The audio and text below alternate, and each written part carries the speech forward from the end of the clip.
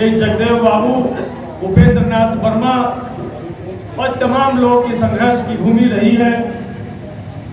इसलिए इस इलाके में आकर के और ऊर्जा और ताकत मिलती है। तो आपके लिए एक लाइन बली सिंह चीमा की एक लाइन है जो हमको बड़ी टच करती है। उस लाइन से हम अपनी बात की शुरुआत करेंगे। किले मसाले निकल पड़े हैं लोग मेरे गांव के, अब अंधेरा जीत लेंगे लोग मेरे गांव के। बिन लड़े तो कुछ भी मिलता नहीं है जानकर, अब लड़ाई लड़ रहे हैं लोग मेरे गांव के। ये तो गांव में अम्बेडकर फूले पेरियार की जो चर्चा स्टार्ट हुई, उसमें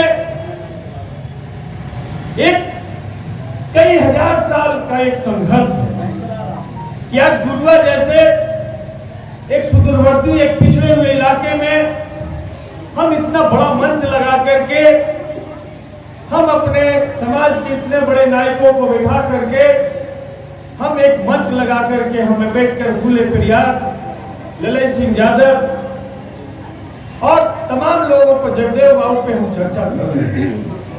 ये कम बड़ी बात नहीं है। किसी जमाने में बहुत ज्यादा दूर जाने की जरूरत नहीं है।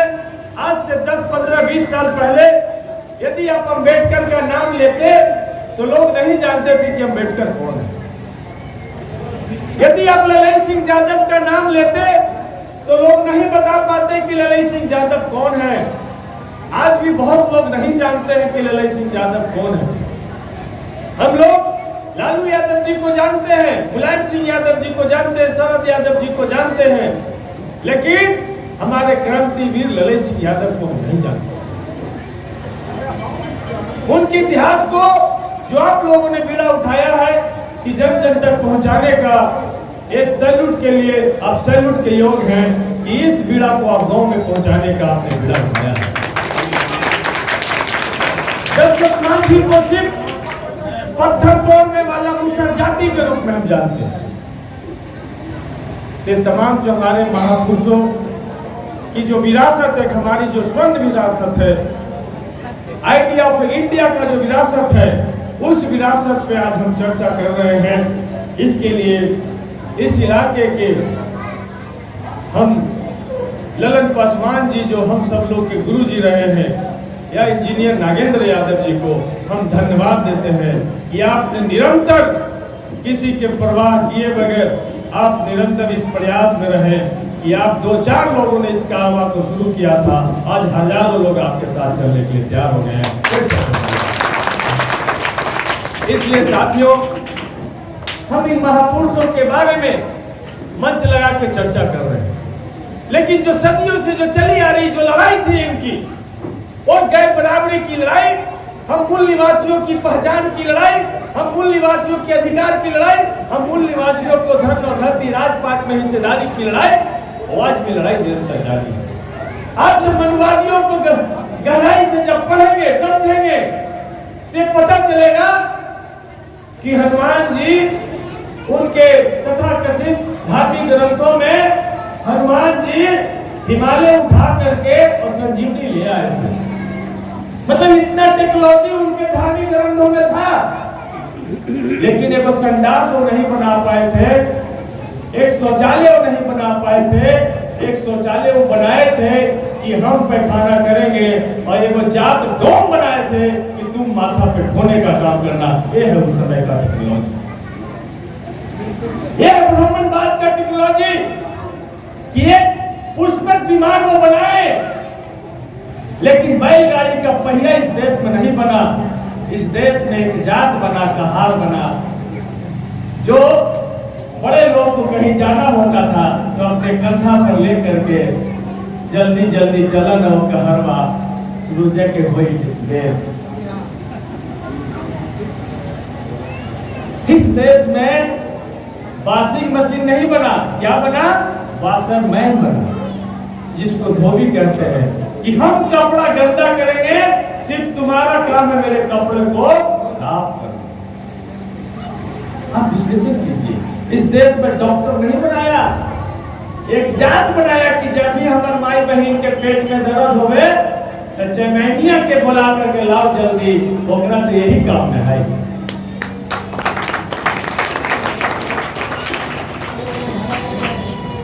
जब आप भारत के इतिहास को विश्लेषण कीजिएगा तो समझिएगा कि जिसने भारत को बनाया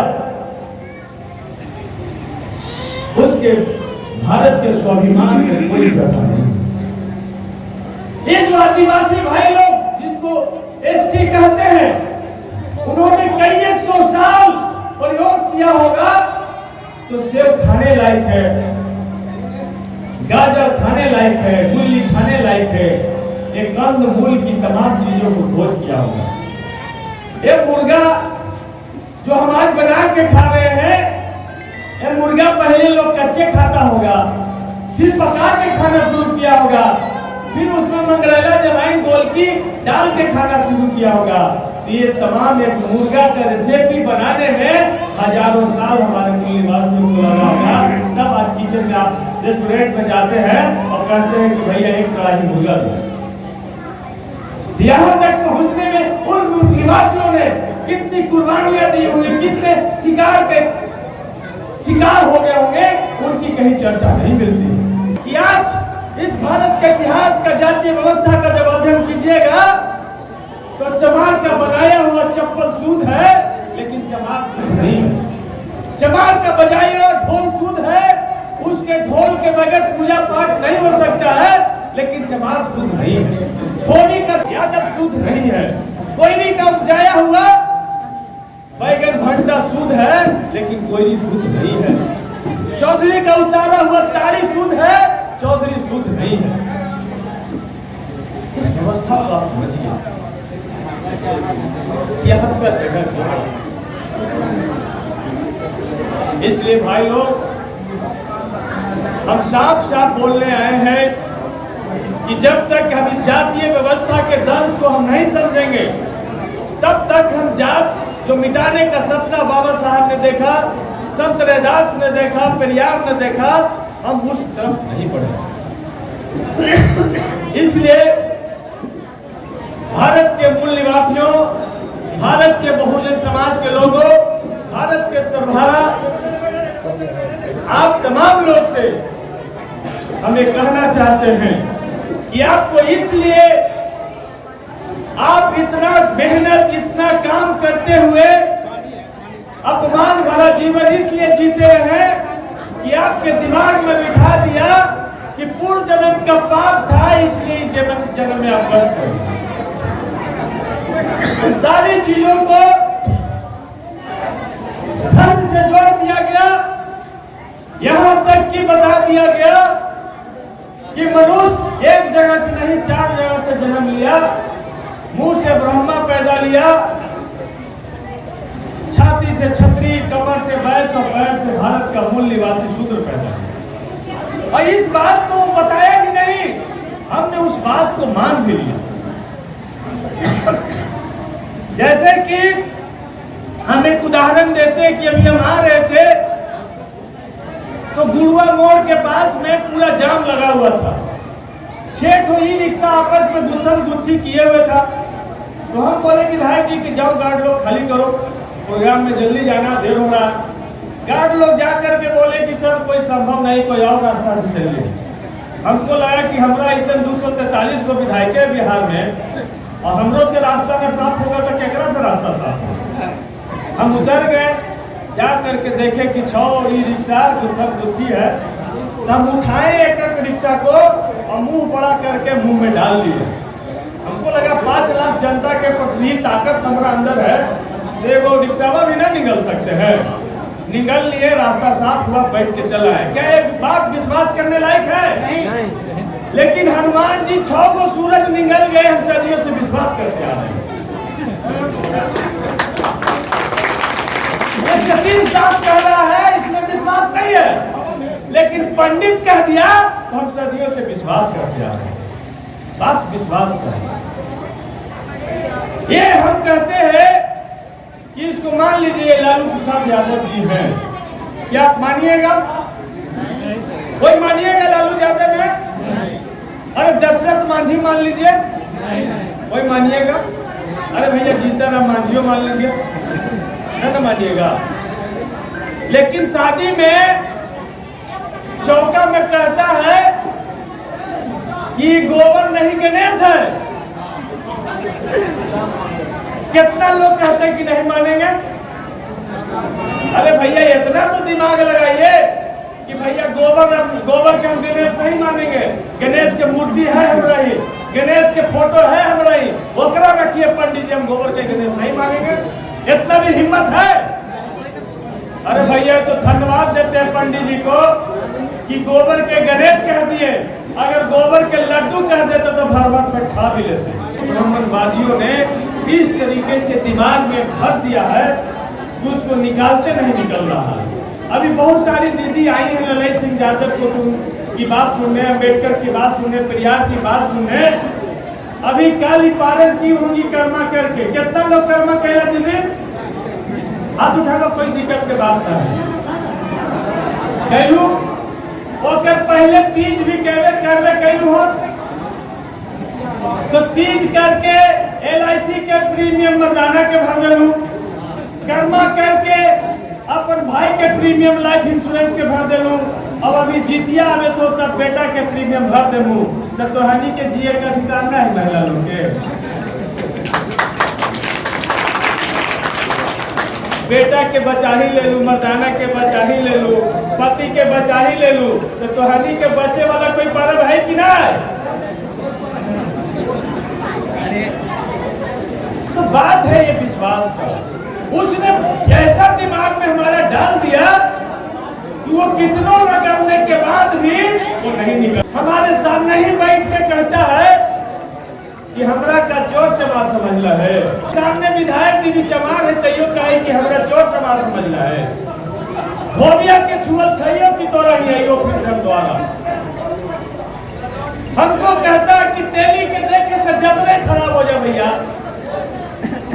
तो ये जो क्रिया खाए वाला हम सब जात के लोग हैं, तो हम यही कहना चाहते हैं कि चमार के मतलब चोर हुए भैया।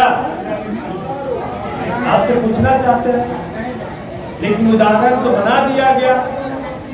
एकरा लगी चमारो कहीं पंडित के पुतला जले गए कि हमरा चोर चमार कहे।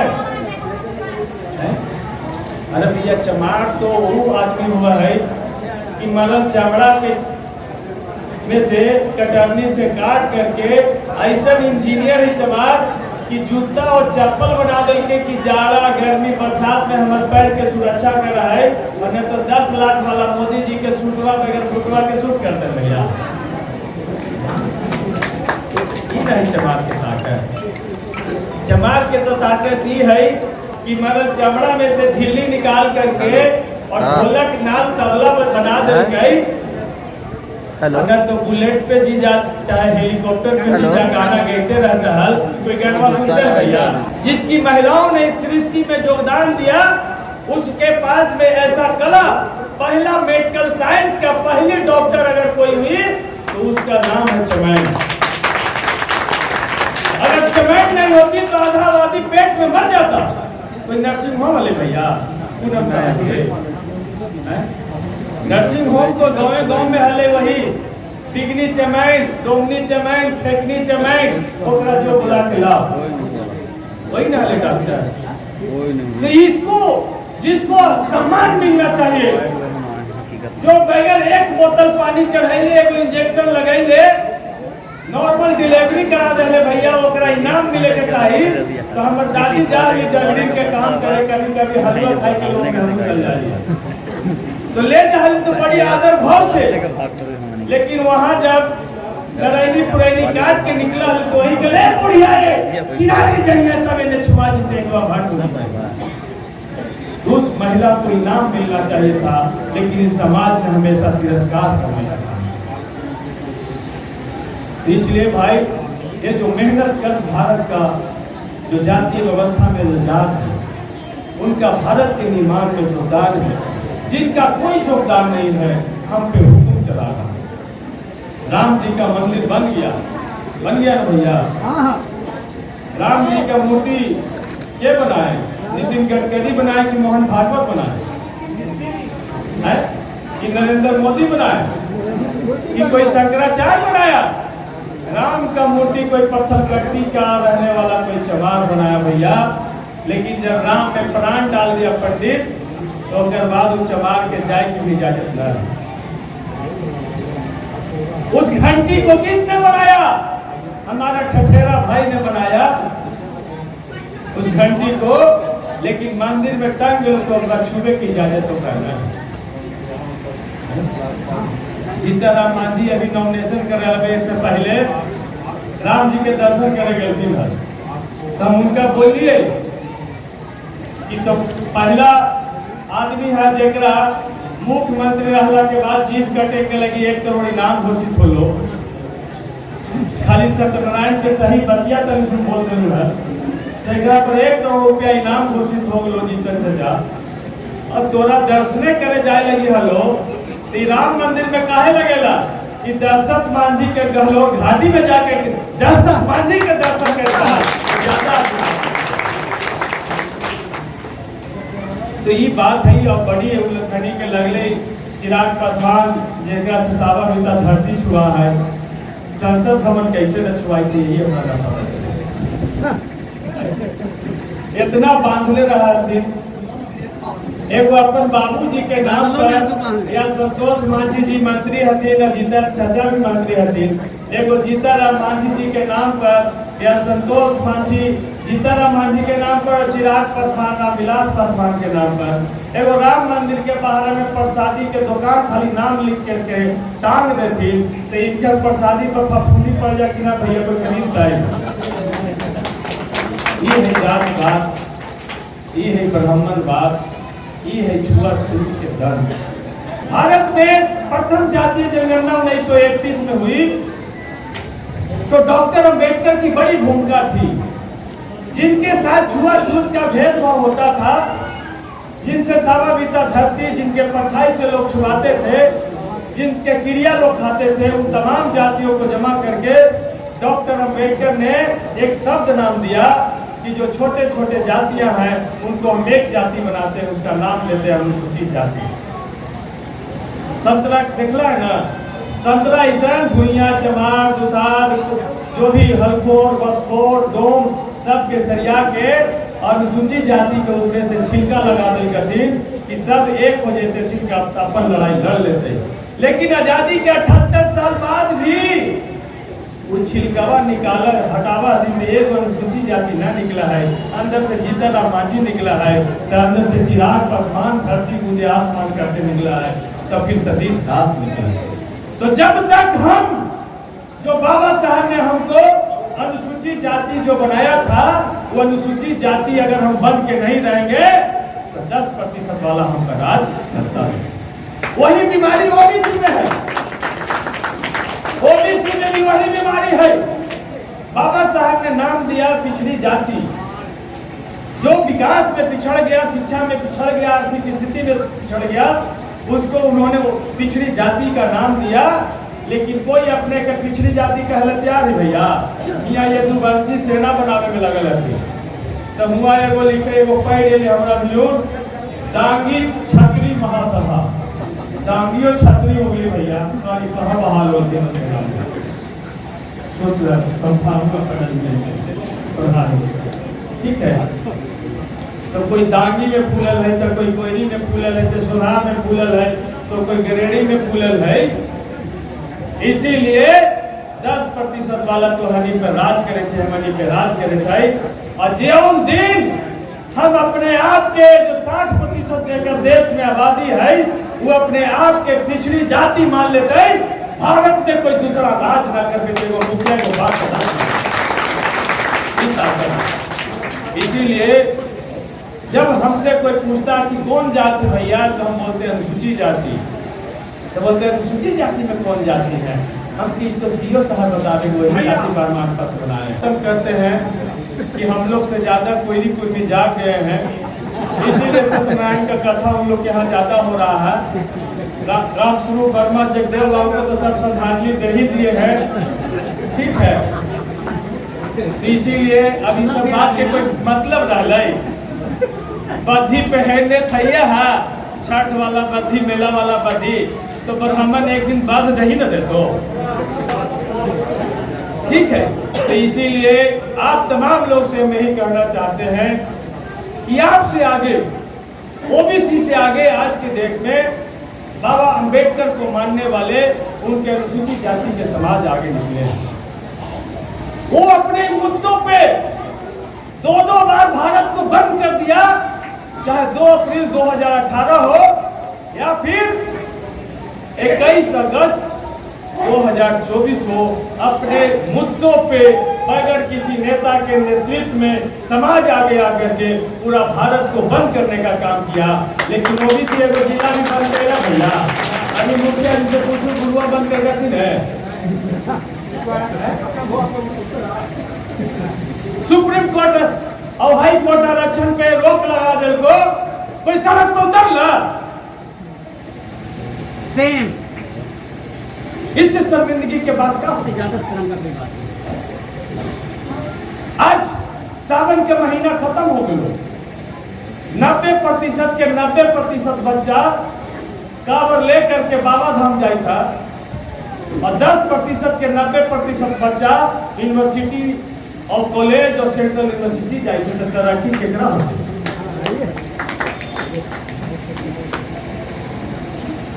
कुछ जो दलित समाज के लोग छठ पूजा करे से, दुर्गा जी के पूजा करे से पिछड़ा दलित समाज के फायदा हो गया, तो वो दिन प्रतिबंध लगा तोरा पूजा नहीं करना।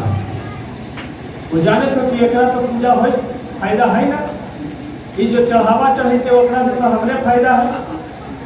और संकल्प के नाम पे जो द्रव्य समर्प्यामी करते, एकरा से हमारे बाल बच्चा दिल्ली यूनिवर्सिटी में पढ़ते, और जब दिल्ली यूनिवर्सिटी में पढ़ते तो सुप्रीम कोर्ट से लेकर लोअर कोर्ट तक के जज हमरे बाल बच्चा बनते, और जब जज हमरे बाल बच्चा बनते तो एक ही केस में जगन्नाथ मिश्रा के बेल देते और लालू यादव के जेल देते। साफ साफ समझ में आ रहे। अभी हम पूछलिए गया में सभा में वीरेंद्र को सभा को लेकर नाम ना ले भाई, बहुत बड़का आदमी हकीम, बड़का यहाँ से लेकर दिल्ली तक मकान हो गए, बाल बच्चे फॉर्चूनर से नीचे कोई न चला। तो हम साफ साफ कहली कि फॉर्चूनर तो आ गया, यहाँ से लेकर दिल्ली तक मकान आ गया, लेकिन उस जमाने में बाबा साहब लोगों से मांग करके चंदा करके विदेश जाकर के पढ़े। एगो आपका बाल बच्चा आपके परिवार का खर्चा करके विदेश में जाकर के पढ़ रहा कि नहीं पढ़ रहा? तो कहे कि नहीं पढ़ रहा। हम की तब फॉर्चूनर पी के मेरी देर नहीं हो। जब बाबा साहब को साधन संसाधन नहीं था और अपने बच्चों अपने जाकर के Harvard university, Cambridge university, London school of economics में जाकर वो पढ़ने का काम किए, तो आज हमारे पास साधन संसाधन आ गया है। अरे भैया गया वाला मकान बिके तो बिके, फॉर्चूनर बिके तो बिके, एक बच्चा को भी हार्वर्ड यूनिवर्सिटी और लंदन की यूनिवर्सिटी तक हम पहुंचा देंगे, कोलंबिया यूनिवर्सिटी। तो आज भैया फॉर्चूनर बेचे हैं, घर बेचे हैं, जब वहां से कामयाब होकर के आएगा ना तो वही कहेगा ए भैया ए बाजी तो हमरा पढ़ावे में अपन घर बेच दे रहा कह के कर के कैद के बगल वाला घर दे दियो, के अमिताभ बच्चन के बगल वाला घर दे दियो। ये पढ़ाई लिखाई निकाले। इस बात को हमको समझना होगा। आप खेत खरीदिए या न खरीदिए, अपने बच्चों को जरूर बाहर पढ़ाने का लक्ष्य हासिल कीजिए।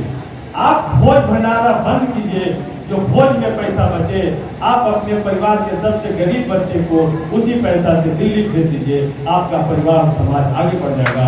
यही हम कहने आए हैं। इसलिए आप तमाम लोग